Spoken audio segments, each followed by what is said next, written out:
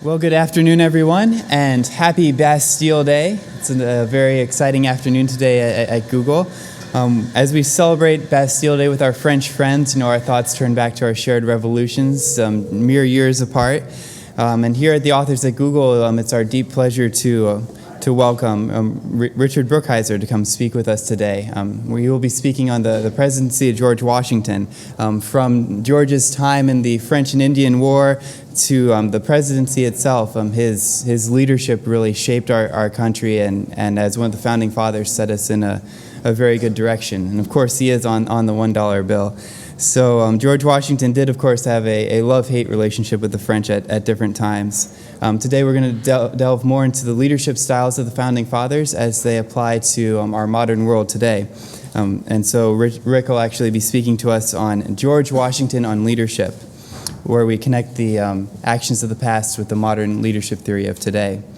Rick is actually a journalist and an author, having written in the pages from The Atlantic Monthly to Cosmopolitan magazine. He's currently a columnist for Time and a senior editor of the National Review, and his work has taken him throughout the pages of American history. Some of his more recent works include What Would the Founding Fathers Do? And he also produced an award-winning documentary for PBS entitled Rediscovering George Washington. And since we are broadcasting for our virtual and YouTube audiences, towards the end of the talk we'll have time for questions and answers. If you could please use the Q&A mic there, then we'll be all set.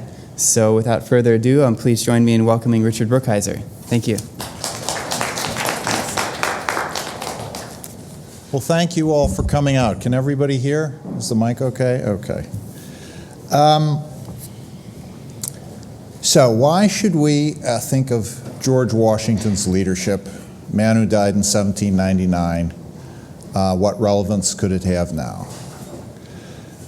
And I think the relevance it has is that he had a diverse range of experience that I don't know of any other American leader having. He was the first commander-in-chief of the American Army. From June of 1775 to December of 1783. Almost the whole of the Revolutionary War, which was the longest war we would fight until Vietnam. It was longer than Iraq has been. It was longer than the Civil War, plus our share of World War II put together. It was 8.5 years with as many defeats as victories, and also a lot of time just sitting around trying to think of the next thing to do, trying to deal with horrendous problems of logistics, supplies, people not being paid. And he was the commander-in-chief during all that time. He was also our first president from 1789 to 1797. He was unanimously elected for his first term and then unanimously re-elected and chose not to run for a third term. For most of his adult life, he was also a businessman, and he became a very successful one.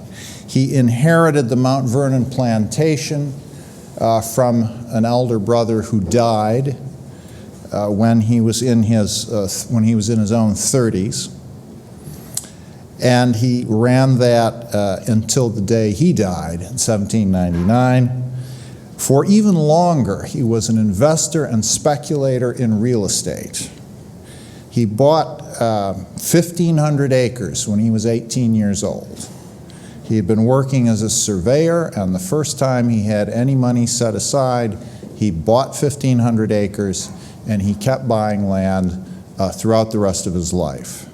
So that by the time he died, he was probably the richest person in America. And a lot of that was self-made. So he rose to the top in 3 areas: military, political, and business. And in all those areas, he dealt with things that every leader has to deal with. He dealt with problems, he dealt with people, and he dealt with himself. you were the only employee you could never fire. So dealing with yourself is a key issue for any leader. And so what I'd like to do today is just go through each of those areas, give an example or two from each to show how he dealt with certain problems, how he dealt with certain kinds of people who keep coming up, who you keep running into, and how he dealt with aspects of himself. Now, two of Washington's most important assignments were startups, and that is Commander-in-Chief of the Continental Army and President of the United States. These were brand new jobs when he stepped into them. Whoever wins the November election, whether it's John McCain or Barack Obama, when he goes into the White House after taking the oath, he will have some idea of what to do. He will have been in Washington. He will have seen other presidents, worked with other presidents.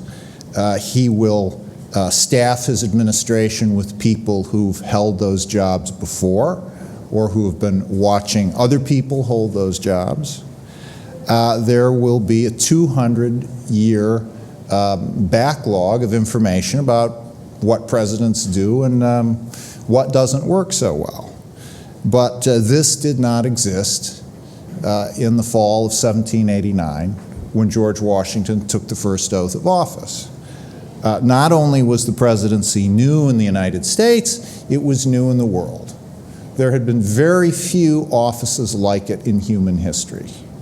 Most of the rulers of countries were sovereigns of one sort or another, royalty or nobility inherited. So the presidency was a brand new thing in the world when he steps into it. Now, the Commander-in-Chief's job was also new. In 1775, there had been warfare in North America for 150 years, but there had never been an American army. The fighting that had happened in the 13 colonies had either been done by the British Army or it had been done by colonial militias, which were mobilized to meet emergency situations and which almost always worked with and at the behest of British regulars who were sent over to do the heavy lifting. So when Washington shows up outside Boston in June of 1775, sent by the Continental Congress to take on this job, he has some New England militia, 20,000 New England militia, which is gathered to besiege the British in Boston, and he begins to get troops from other colonies, now states, joining them, but there has never been an American army. There's never been one structure for all the 13 colonies, and everything he does is brand new. So many of the problems that he copes with are the problems of startups, of brand new organizations. And one such problem is, how do you interpret the rules that you are given? Sometimes a startup will have a set of rules and procedures already written. It's the first thing they've done. They decide what their goals and their practices are going to be, so it's down in black and white. How do you make use of that? And one example I want to tell you about is the first time that President Washington has to negotiate a treaty. The Constitution is his set of rules. He knows the Constitution very well. He was at the Constitutional Convention and he was the presiding officer of it. He was also the good friend of some of the people who expounded and defended the Constitution. Alexander Hamilton, James Madison, John Jay, the authors of the Federalist Papers. Washington had known them all for years, and they all wrote to him. So, if knowing the rules is important, he's probably as much up to speed as anyone in America could be. But one thing the Constitution says is that the President may make treaties by and with the advice and consent of the Senate. And it still says that today. So the consent of the Senate is pretty cut and dried. A treaty is proposed to the Senate votes it up or down. But what is the advice of the Senate? How does a president get the Senate's advice? Washington had a treaty that he was proposing with the Cherokee Indians, who then lived in what's now western Georgia and Alabama and Mississippi. And this was a very powerful and aggressive nation of Indians. They had taken the British side during the Revolutionary War. They could throw hundreds of warriors into battle at any time they wished. So it was very important to be on their good side. This treaty was an important item of business. So Washington thinks that to get the advice of the Senate, he should go to the Senate himself and ask for their advice in person. And we know what happened because one of the senators kept a diary. The Senate did not keep notes at that time, but one senator kept a diary. His name was William Maclay, and he was a senator from Pennsylvania. So Maclay describes Washington's visit to the Senate. And you have to remember the capital of the United States is in New York City at this point. Washington, D.C. is not yet built. So Washington goes to the Senate with his Secretary of War. His name is Henry Knox. Indian affairs are handled by the War Department. So Knox comes along. He comes with the text of the treaty. The presiding officer of the Senate is the Vice President, still is. Then it's John Adams. Adams gets out of his chair, lets Washington sit in his chair. Adams moves to another chair. And Washington asks Knox to give Adams the text of the treaty, and he wants him to read it to the Senate, and he wants to get the senators' comments. So Adams begins going through the items of the treaty, reading them aloud. Now, the first problem is that one senator raises his hand and says, "There's too much noise in the street, too many carriages going back and forth. I can't hear what's being said. Could we close the windows?" So the windows of the Senate are closed. Then a second senator raises his hand and says, well, this treaty is referring to other treaties that we've made earlier with other Indian tribes. So in order to know what we're voting on, we have to understand what those other treaties said. Could we please have all those treaties brought to us and reported to us so that we can know what this treaty really means? Then a third senator says, if we have to digest all these treaties, it's going to take too long. Let's appoint a committee, give the other treaties to the committee will make a report and report back to the full Senate what the other treaties say. A fourth senator raises his hand and says, we don't want to give it to a committee. Committees are ways of taking decisions and putting them in the hands of the few. This is the responsibility of all of us. We all ought to hear what the earlier treaties say. The next senator, who is Senator Maclay, says, no, committees are used in every legislative body in the world. That's the way they all do business, so that's what we ought to do. So you can see how this discussion is going. And in the course of it, Maclay looks at Washington, and he overhears him saying, this defeats my whole purpose of coming here, but the Senate has its ways and its own tempo, and it keeps up with this. By the end of the day, they have no advice to give the president. This is a Saturday. Sunday, everybody has off. Monday, they all come back. And by Monday, Washington has calmed down. He lets the Senate go at its pace. Maclay says the discussion was very long. At the end of the day, they give Washington their advice. And as Washington leaves the Senate, the doorkeeper overhears him saying he would be damned if he ever came there again. And no president ever has. No president has ever gone to the Senate himself for its advice on a treaty. Sometimes presidents have submitted written requests for advice, which the Senate has responded to in writing. Usually, the way it works is that the president feels out particular powerful senators to get the temper of the whole body before they go ahead. If presidents don't do that, they can run into a lot of trouble, as Woodrow Wilson did with the Versailles Treaty at the end of World War I. he didn't feel out the Senate beforehand, and the Senate rejected the treaty that he went to Europe to negotiate. But no president after that first occasion has ever himself gone to the Senate for their advice. And the point of this for a leader, I think, is that rules are fine, but every rule needs a road test. And until you actually put the rule in practice, you don't really know what all the implications of the written rule are. Problems are always incarnated in people. You know, that's how they present themselves to us. People cause the problems, people are dealing with the problems, people offer to solve the problems. So every problem that comes to a leader has some person or people attached to it. And dealing with them is one of the essential things for a leader to navigate and negotiate.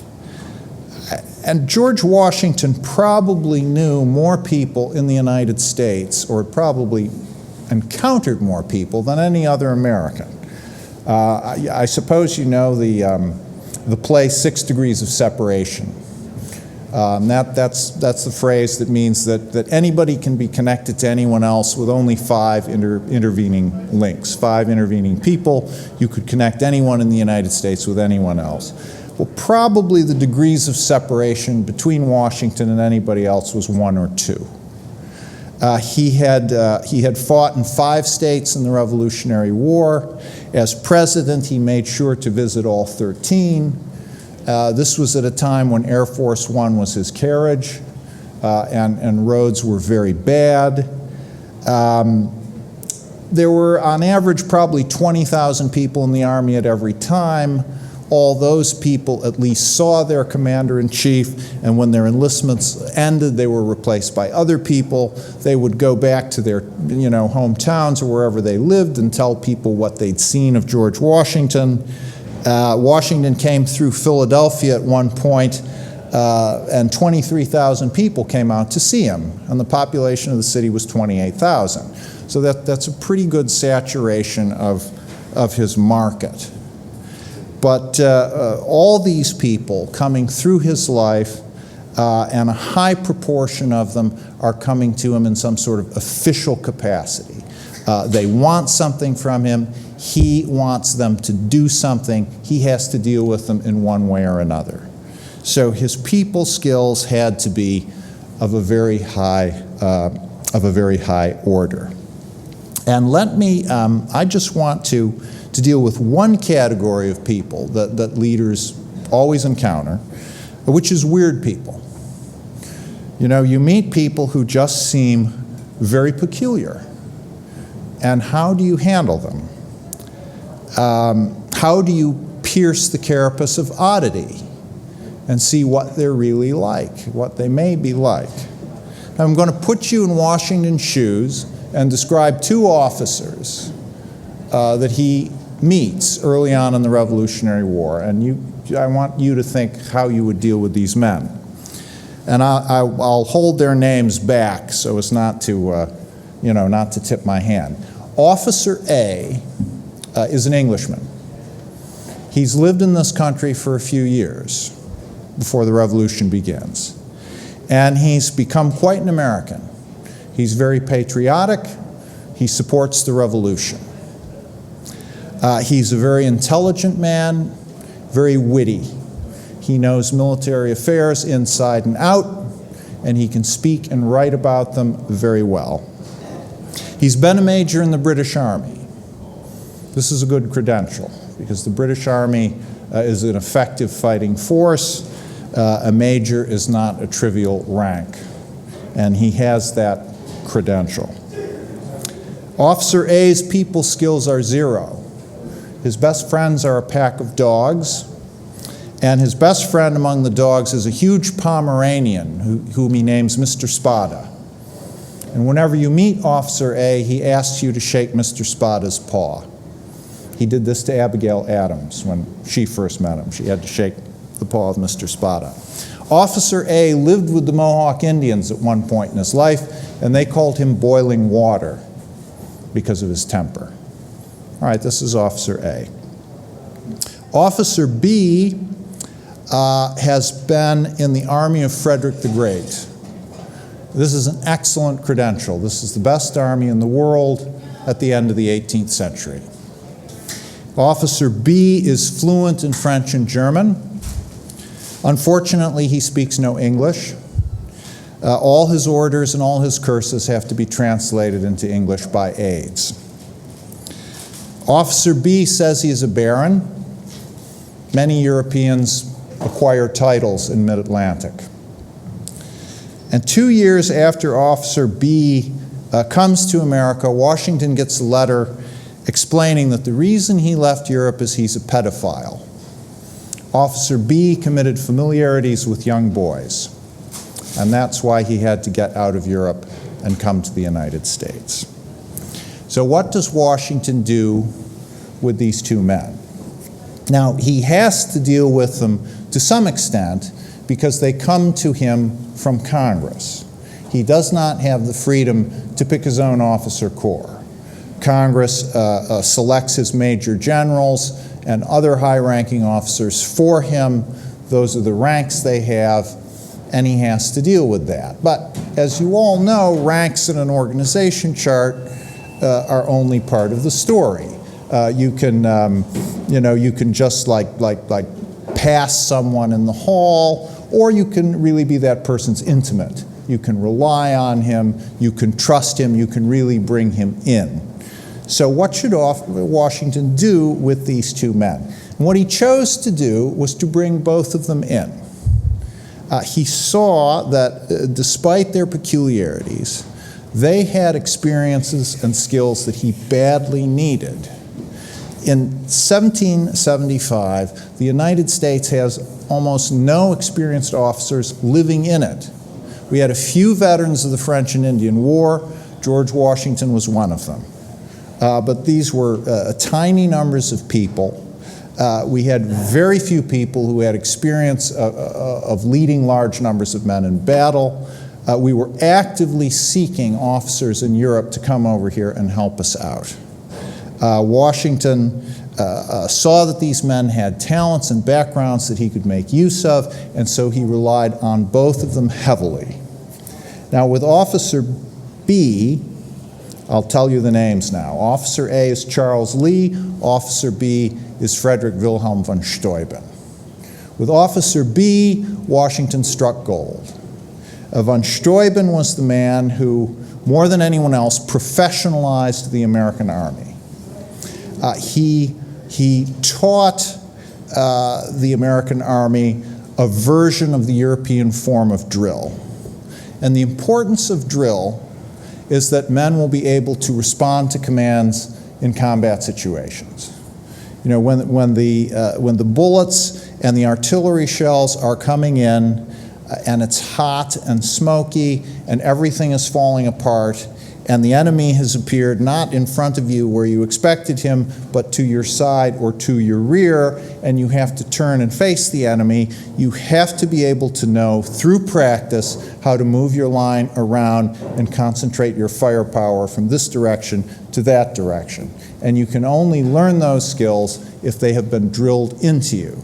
And that is the point of the sort of elaborate drills, drills with marching, drills with turning, drills with muskets that 18th century soldiers were taught. It was a way of moving them and maneuvering them. But what von Steuben also realized is that he could not give American soldiers the full Prussian drill. That was drill for lifers. If you were in the Prussian army, you served for 25 years. That was not something that any American had ever done or at that time would ever do. The enlistments for American soldiers were 6 months. Then most of them would go home, and you'd get a new batch coming in to replace them. As the war went on, people stayed for longer. So by the end, you did have some people who'd been in it for 8 years, but that's still a fraction of 25. So Steuben realized that the drill that he knew and that he'd grown up with had to be simplified. He also realized, and this was his true brilliance, that American soldiers were different from the European soldiers he'd grown up dealing with. We have a letter that he wrote, if I tell a European soldier to do something, he doeth it. But if I tell an American soldier to do something, I explain first why he's doing it, and then he does it. So he knew he was dealing with a different sort of person, a different sort of personality. And his ability to figure this out and then to alter, to modify what he knew so Americans could make use of it, I think really showed that von Steuben was at the top of his game and was someone who was very useful to us. Now, as far as the pedophilia goes, Washington ignored that letter. He hadn't seen any evidence of this in the 2 years von Steuben had been here. Historians still, I don't know that they debate, but they wonder about Steuben's sexuality. He was a lifelong bachelor who was cared for in his old age by two very devoted younger male aides, but he also seems to have kept a love letter from a woman that was very important to him. So, we don't know what his sexuality was. But as far as committing familiarities with young boys, Washington had never seen anything of the kind. And so his attitude was don't ask, don't tell, and don't listen to anonymous gossip, that comes to me in an anonymous letter. Officer A, Charles Lee, turned out to be a disaster. For all his intelligence, he turned out to be malicious and envious. He came to feel that Washington was stupid. He came not to respect him as a commander. He schemed behind his back at various points. And the end of Charles Lee came at the Battle of Monmouth in 1778, when he was given the assignment to lead an attack on a retreating British army, and he bungled it so badly that Washington had to come to the field himself and try and fix the situation. Supposedly, Washington chewed him out. One officer who was at the Battle of Monmouth said he swore till the leaves shook on the trees. He swore like an angel from heaven. I've never heard such beautiful swearing in all my life. Now, the officer who said that was 2 miles away from the scene, so he didn't hear any swearing at all. But he heard people saying that Washington had just reamed Lee. And certainly Lee said he was astonished and confounded at the language that Washington used to him. So General Lee did not work out. And the point for a leader is that you cannot judge a book by its cover. You hear these two very peculiar men, but you cannot judge them by that. You have to read the book. When you read the book, they may turn out to be bad. You don't know that yet, but you have to give them a look. And that's the way you should approach weird people when you're dealing with them. One thing every leader has to do, both with the people he works with and the people out there that he's trying to affect, is communicate. And a leader has to know what his communication skills are. He has to take an inventory of them, know what he's good at, know what he's not good at. Washington, he lived in a time of great writers and great speakers. I mean, we still read Benjamin Franklin for pleasure, and we still read Thomas Jefferson for inspiration. I mean, it's prose that is still fresh after 200 years. Patrick Henry was one of the greatest orators that we've ever had. The Library of America has brought, a couple years ago, they brought out 2 books of American political speeches. And the speech that Patrick Henry gave in 1775 that ends with "Give me liberty or give me death" could still be a modern speech. It's the only speech in the first volume which runs up to the Civil War, except for a few Lincoln speeches. It's the only speech that reads like it's a modern American speech. And it's pretty short, but it's got 23 questions in it. And they're all these like questions, these rising inflections. And there's something very urgent about it. One man who heard that speech, it was given in a church because the Virginia House of Burgesses had been dismissed by the colonial governor, and they were meeting illegally in a church. And one man, the room was so crowded, he was listening to it through the window from outside, and he said to his wife, "I want to be buried at this spot. I have to be buried at the spot where I heard that speech." And he was. He's in the church's graveyard. So these were people Washington knew, and he couldn't do that. You know, he knew he could not do that. He was not a great writer. He was not a great speaker. Consequently, he tried to avoid occasions to speak. Sometimes he had to do it, but as much as possible, he let others do the talking. Thomas Jefferson said, "I served with Washington in legislatures all my life, and I never heard him speak more than 10 minutes, or to any but the main points." So that's an example of knowing what you can do, what you can't do, you know, letting other people do what you can't. But Washington did have his own strengths as a communicator. He had a very imposing physical presence. He played to that. He designed every uniform he ever wore. He knew he looked good, and he wanted to make sure he looked as good as possible. Another communication skill he used, which we don't often think about, but it's very important, was silence. And silence works like this.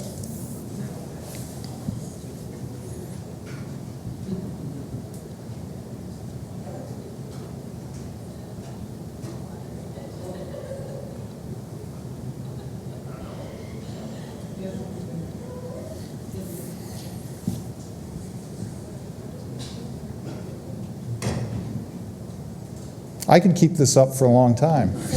Waiting for the other side to say something. I could make you very nervous. Probably something they didn't intend to say, except they needed to break the silence, right? We have an account of one of Washington's dinner parties as president. This is by Senator Maclay, who kept the diary of the Senate.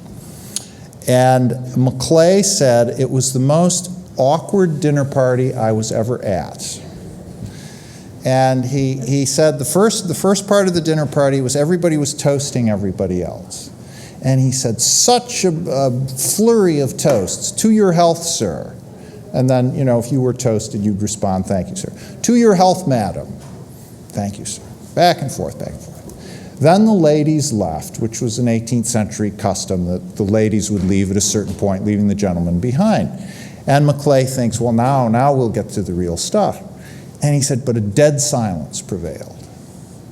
And then Washington told a story about a clergyman who lost his hat and his wig crossing the Bronx River.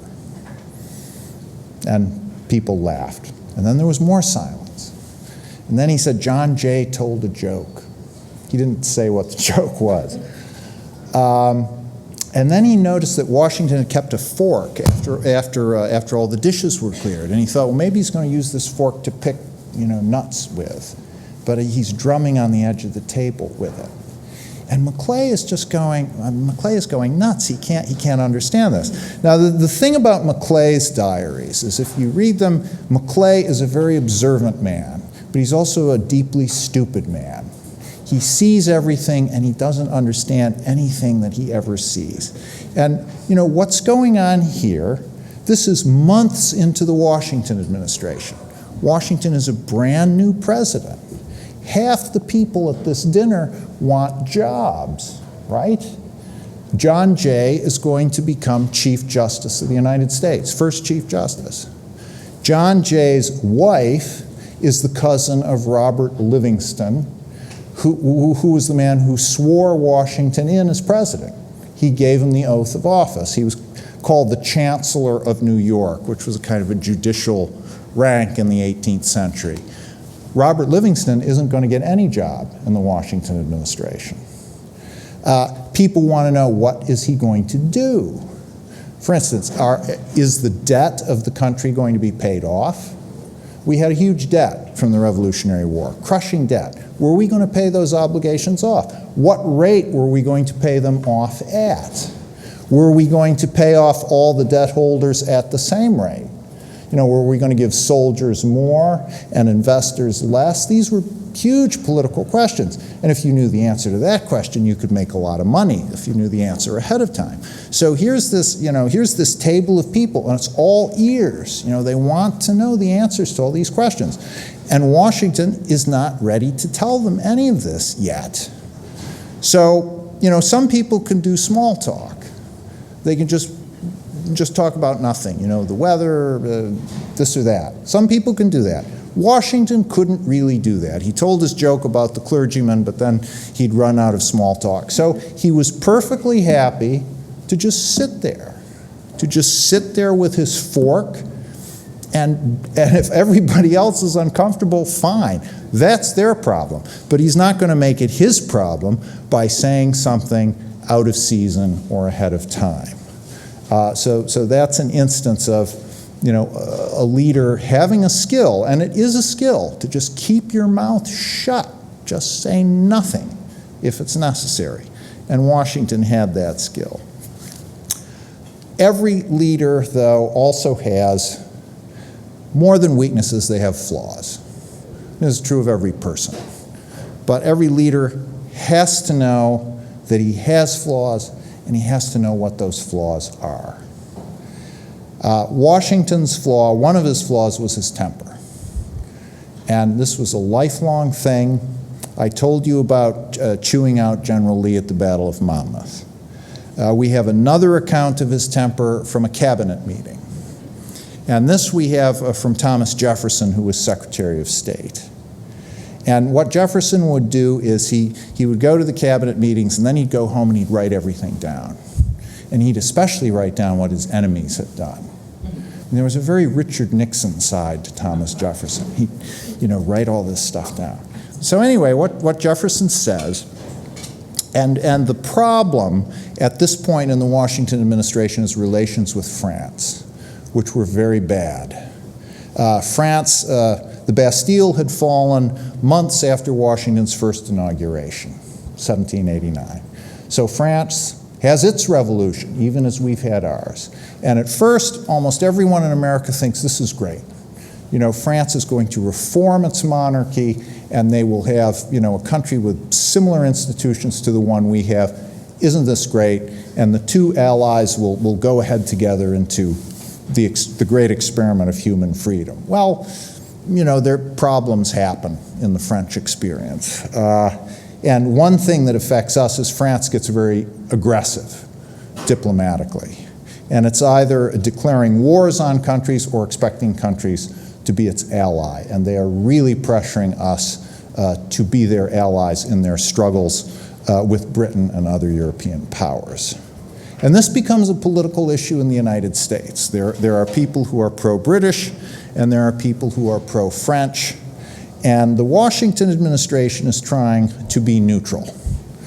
So there are people on either side who are unhappy with that course. The most unhappy tend to be the pro-French people, because they view us as letting down an ally. So that's the situation. And Jefferson tells us that Henry Knox came into the cabinet meeting, this is the Secretary of War, and he had one of the Philadelphia papers, which that morning had a cartoon of Washington being led to the guillotine. So this is a pro-French paper. They're using the French guillotine, and they're imagining that Washington is being guillotined. And Knox has this paper, and he passes this around. And then Washington looks at it, and he says that he's already seen that newspaper.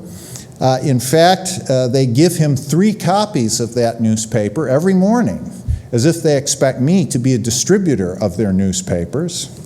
I would rather have stayed at home than taken this job. I would rather have stayed at home than be emperor of the world. Jefferson is writing this down. There's more, and when you read this sounds like someone losing his temper.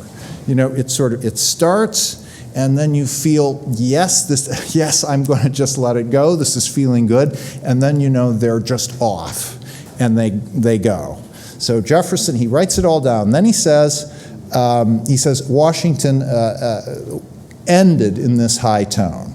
Then he says there was a pause, and we resumed our discussion with some difficulty.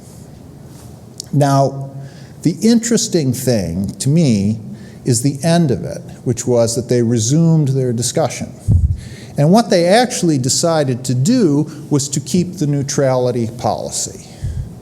And I suspect Knox, who was pro-British, his motive may have been to bring this cartoon of guillotining in to get Washington's goat and maybe get him angry and maybe get him to move his policy from neutrality to being anti-French. I think that's possible. But Washington, he has his little episode, his little tantrum, but then he calms down, he goes back to what they were talking about, and he makes the decision based on what is rational to do, or what he believes is rational to do, rather than with his anger. Rather than saying, God damn it, these French people and their supporters in this country, they've been on me and on me and on me, well, let's let them have it. No, he doesn't do that. He metaphorically, maybe literally, he takes a breath, all right, let's discuss this, and then what they decide to do is to keep the neutrality policy. So, when you're thinking about your flaws, you're probably not going to make them go away. I mean, certainly not if you're in your 50s or 60s, as Washington was at this point. Some flaws are just, they're too much part of us. We're not going to get rid of them. But you have to know what they are. You have to know when they're coming out. And then you have to know how to stop, how to step back, and then go back to the job at hand, not being controlled by the flaw, whatever it was. If I have to sum up for you, the best, one sentence that I found researching this book that covers a lot of cases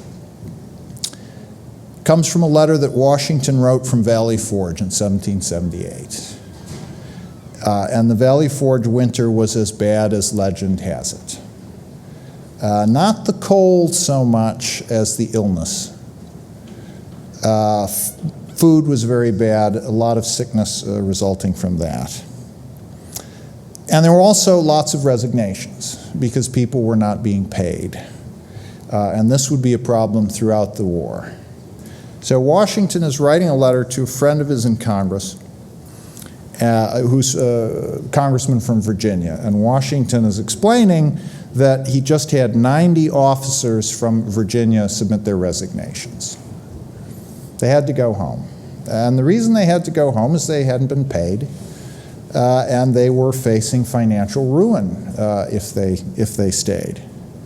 And Washington is trying to urge Congress to address this problem in some way. And the sentence he writes is that, he says, patriotism is a great force. Patriotism can motivate people to do a lot and make many sacrifices, but you can't rely on that alone. We must take the passions of men as nature has given them to us. That's the sentence. We must take the passions of men as nature has given them to us. And on the surface of it, that is a counsel of realism. And certainly Washington was a very realistic man. You can't assume that your men will be motivated by patriotism only for 8.5 years. They have families, they have lives, they have to support that somehow. You have to make provision for that. So you have to take the passions of men as nature has given them. But take is a very complicated verb. It has meanings to take account of, to take into consideration.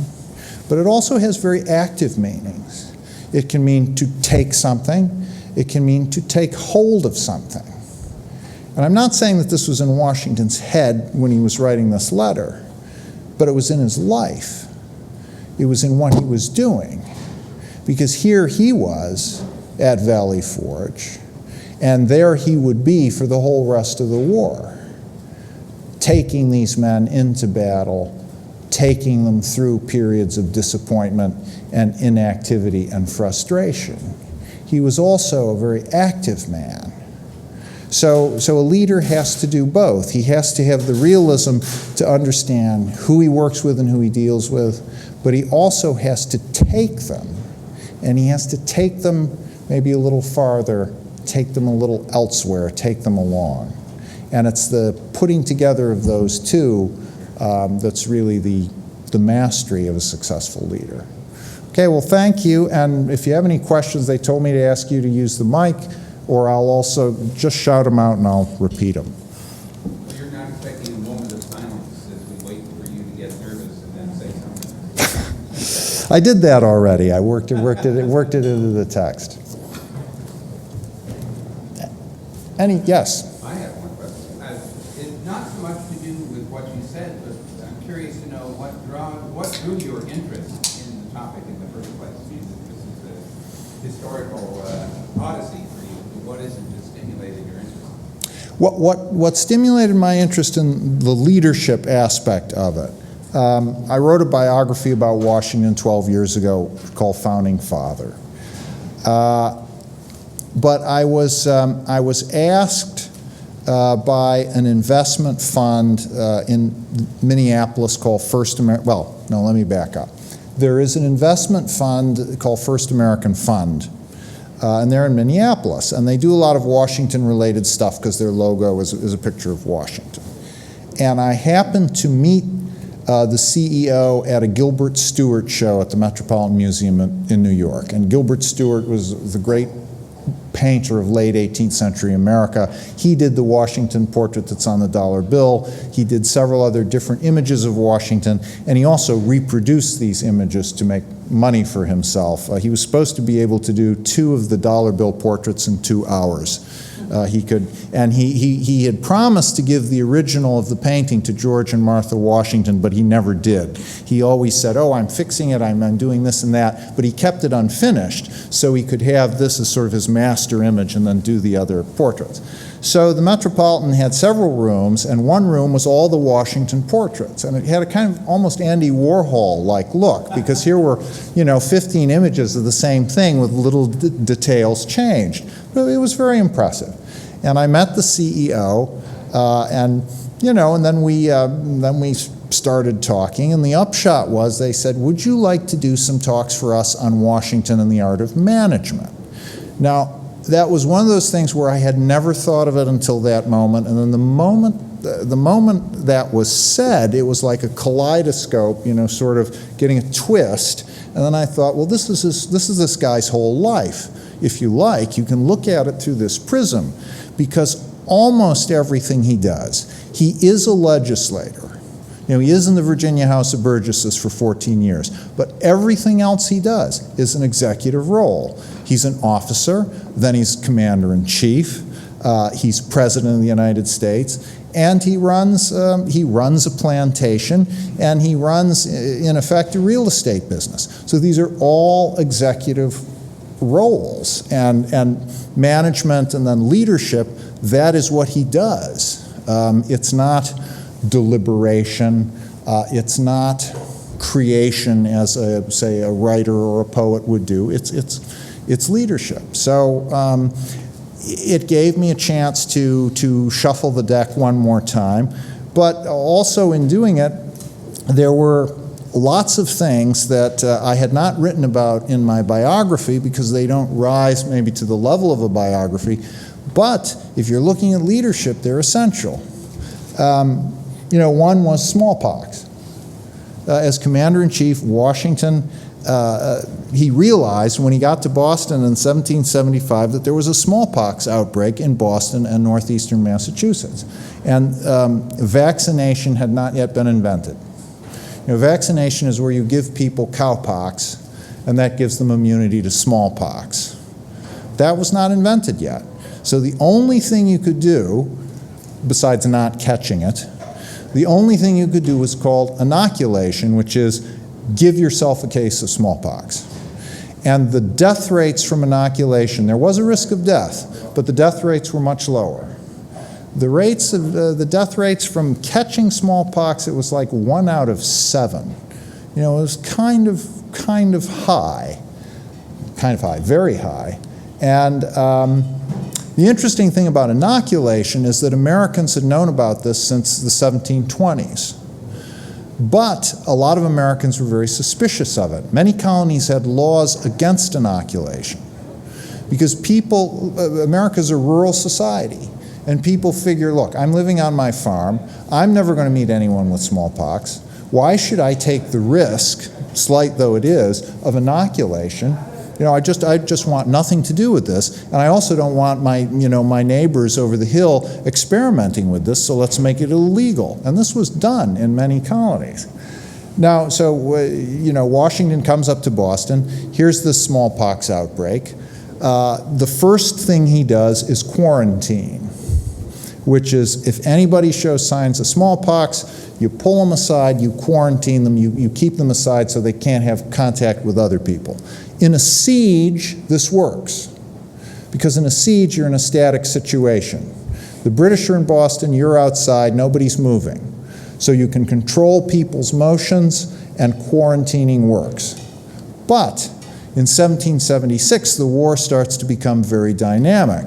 The British attack New York City. Washington loses. He is beaten out of New York. He goes up to Westchester County. He's chased across New Jersey to Philadelphia. He goes back into New Jersey. Then it's back to Philadelphia. There's a lot of motion, and you can't do quarantining anymore. Everyone is on the move.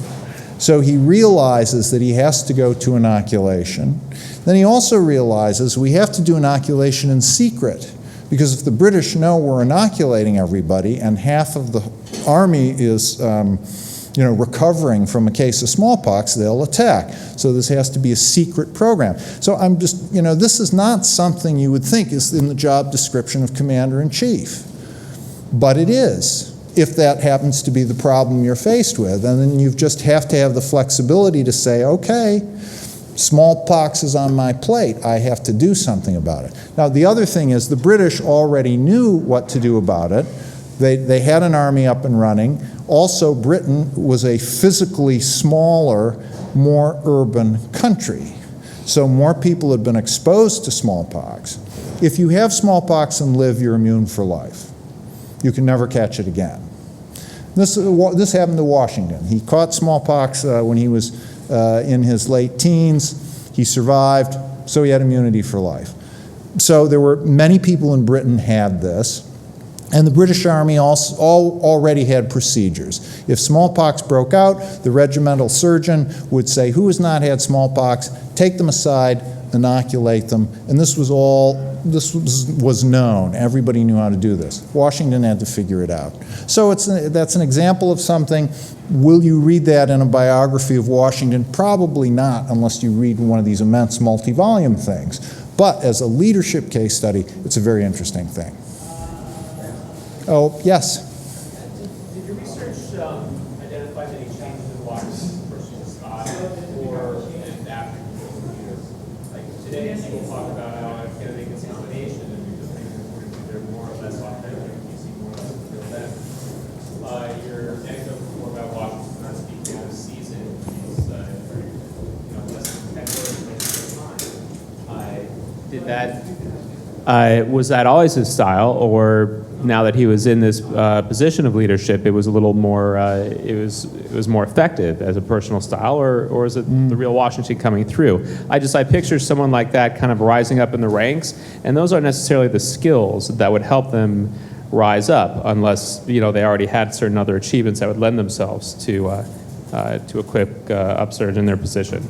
Right. The question was, did Washington's skills or personality as a leader change over time?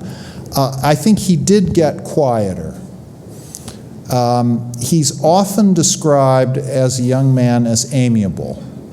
This is a word that people use over and over, and it's kind of surprising. We don't look at the Mount Rushmore face and say that that's an amiable face, but that's what people described him as a young man, especially in the French and Indian War. The officers who served under him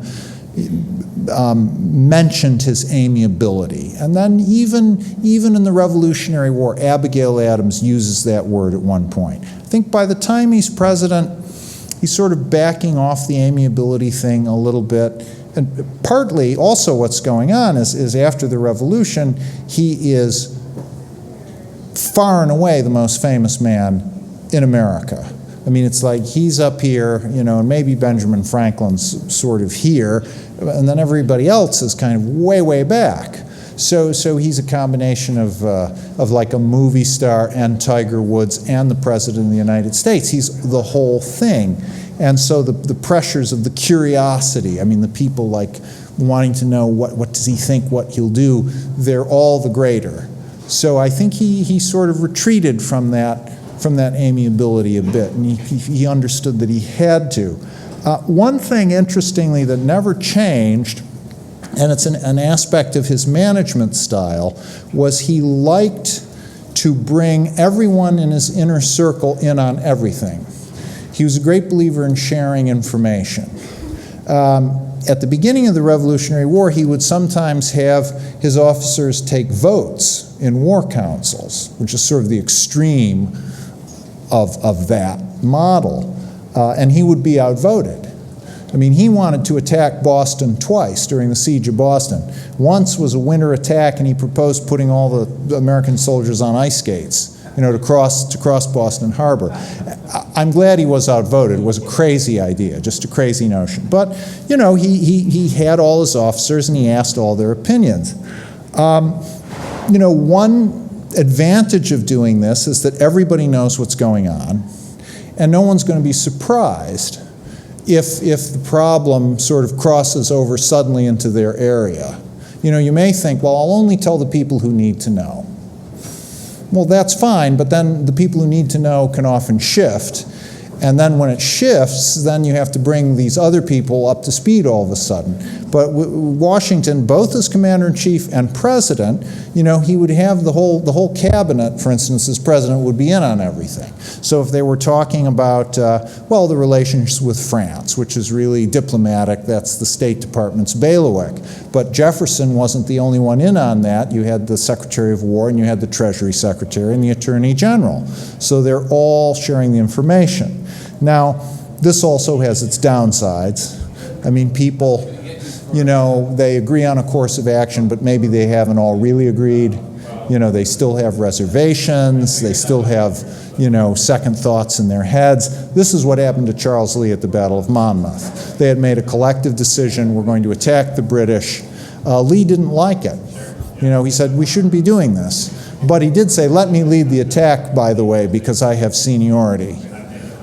You know, so he grabbed for the assignment, and then he didn't prepare for it, didn't do it well, and did a bad job of it. So those are the sorts of problems that can arise. And, you know, no formula is perfect, and each formula has its own difficulties. But Washington felt overall that this way of doing things was the best for him, and that's what he maintained.